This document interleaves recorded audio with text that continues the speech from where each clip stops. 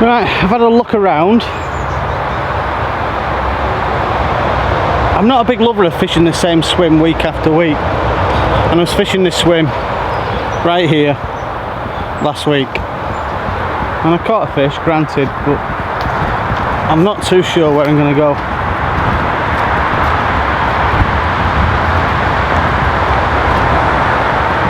There are a lot of fish in open water, and I have seen the odd one cruising down this bank, which is very promising, to be fair.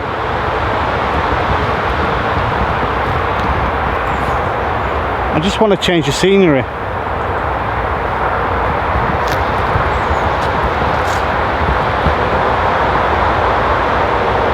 I do think I'm going to fish the same swim as last week. I'm torn, I'm really torn, because I've got this swim, there's another swim just down there that I fancy fishing. I really don't know. I'm going to have to take a couple of minutes just to flip of a coin, I think. Both have got equal amounts of fish. Both have got the same amount of fish in the swim. So I need to come to a decision, really. I really do need to come to a decision. But I do like this swim. I'm in the centre of the lake. I think I'm going to opt for this one.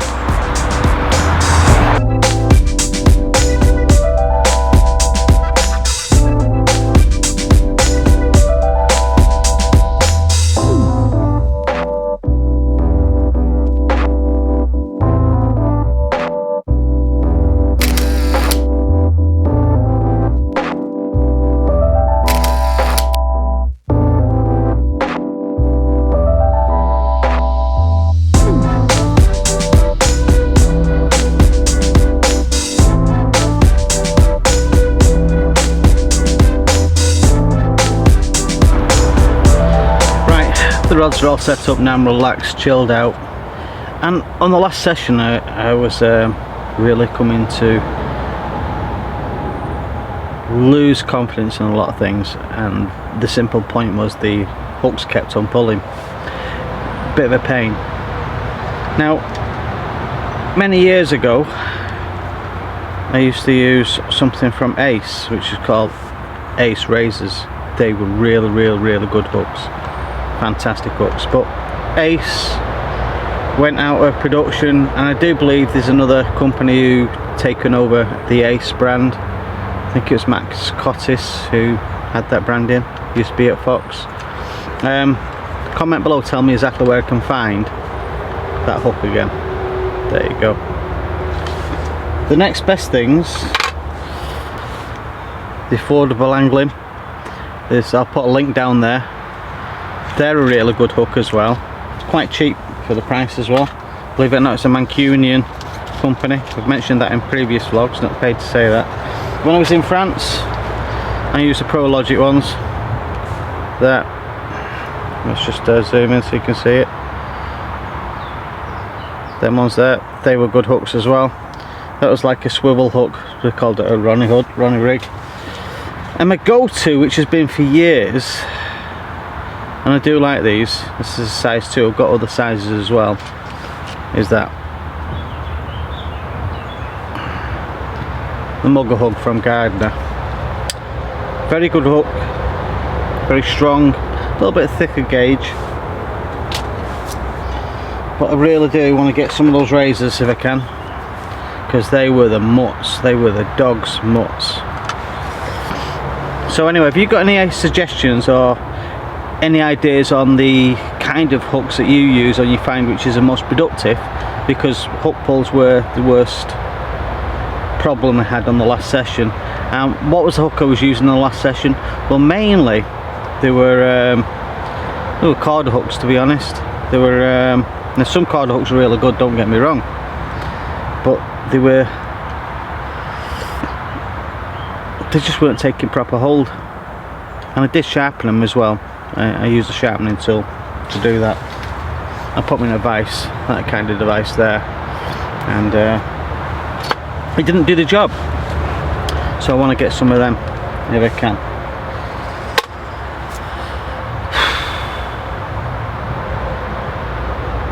It's the most important part of your tackle, your hooks. That's the thing that does the work.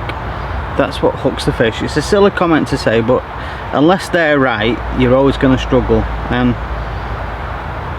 there's a lot of different manufacturers who tend to say which is the best hook out there, and it depends who pays the most amount of money on the advertising to get the best results on the company saying which is good and which is bad. It's always an interesting point, that mute point for me, that, to be perfectly honest. So yeah, the muggers are good. Affordable angling, they're good as well. And ProLogic were good, to be honest, but they're a little bit pricey. I think they price themselves completely out of the market on that one, to be fair.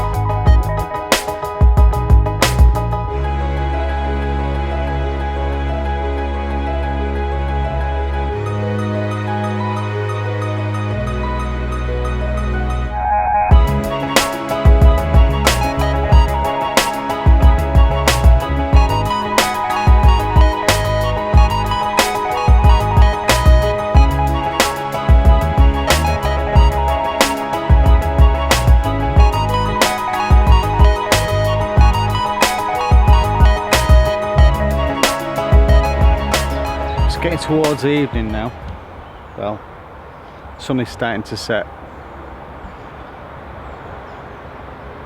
I've noticed some fizzing going on, roughly about 60 yards, just in line with that tree there.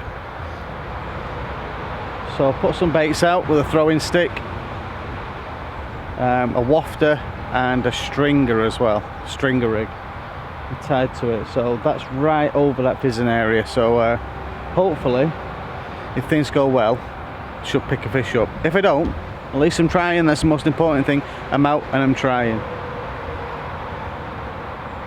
Just perfect now, just perfect. Just could do with a bit of a wind to pick up, just to chop the water a bit. I really do not like flat calm water at night time. When it's like a mill pond, flat like a mirror, I don't like that. Right, hopefully we can pick a fish up in the night now. It's 2 o'clock in the morning, I reckon so. Now I kept on calling back to the lake from time to time. Just the odd hour here and there, a rod in the margin, fishing over some corn, and just waiting for the fish to bite. It's a bit of a process, just building swims up and keeping the rods out, and I do enjoy it. I mean, my favourite method is putting a little bit of corn, as you most probably already worked out, just down the margin. But to be fair, most of the fish I've been picking up have been in the centre of the lake. There's like a little corridor going from one end to the other where they just seem to cruise just underneath the water surface. But if I can just prime a few little spots and get them used to feeding in that area, then hopefully I can pick a fish up.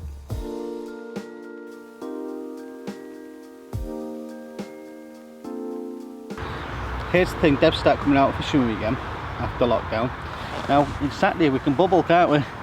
Yeah. We're allowed to bubble.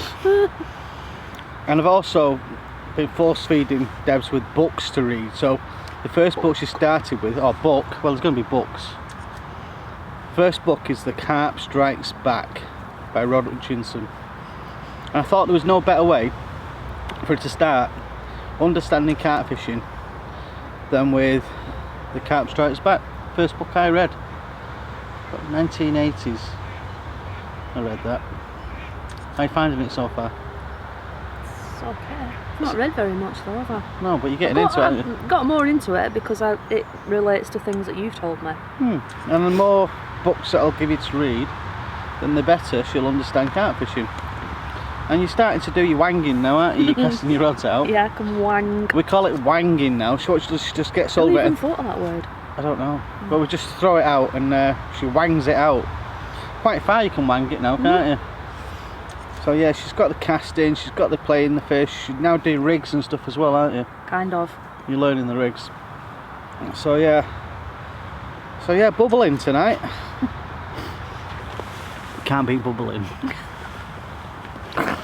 My dad's watching this. Yeah, so we're bubbling tonight. Social distancing. So next will be 1 metre space with people as well, won't it? Yeah? Can't believe you caught a fish already. I know. Oh. Yeah. Well, sun's starting to set. We're going to finish having a treats and bits and pieces and just chill out. Saturday nights are our chill out times. You're having wine, aren't you? So Saturday nights are our chill out times, and I'll do the vlogs through the week as well. That'll be on my own really, but mainly weekends you're going to be tagging along with me, aren't you? Yes, much to your amazement. Yeah, and eventually she's got her own barrow now as well. Yeah. There was that much stuff with her that we had to bring the second barrow. Have you named him yet? Not yet. So he's going to name it like she names a car. Next. Other people must name the car other than me. Comment below, do you name your barrow? Have you got a barrow for your name? Just don't forget that side there, not where Debs is, but there's a subscribe button. Like and subscribe. Carry on eating chocolate buttons. And we know the rest, don't we? Comment below.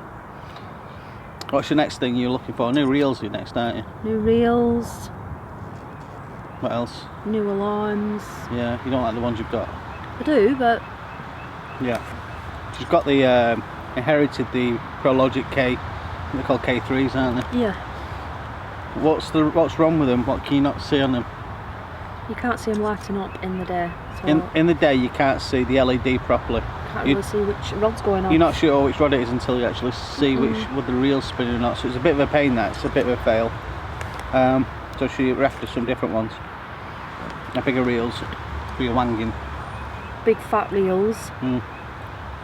Sexy alarms. Yep. You're going to get your own baby soon. When you're fed up of me, yeah. When I'm fed up there.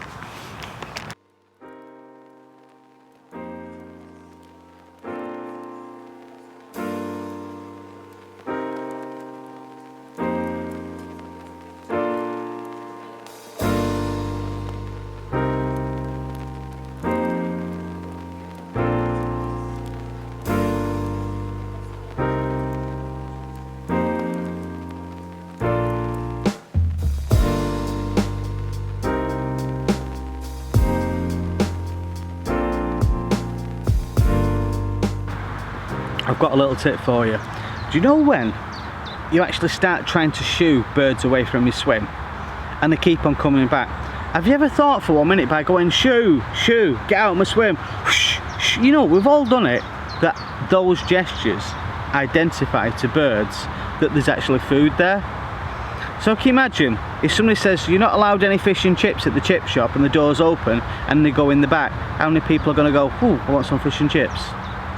That's exactly what we do. So every time we try and wave animals out of the way when we're fishing, we're actually enticing birds. The reason why I'm saying that, I've just watched a guy on the other side of the lake shooing birds away, flapping his arms all over trying to get them away, and you could physically see every single bird on the lake head straight over to him because they know there's food there. Somebody's left the chip shop door open, yeah?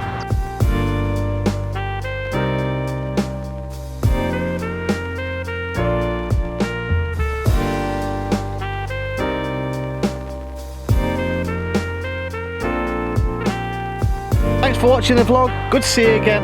Don't forget, comment below, hit that subscribe button on your right hand side if it's a smartphone device, that kind of thing, and I'll see you on the next vlog. It's really good to see you again.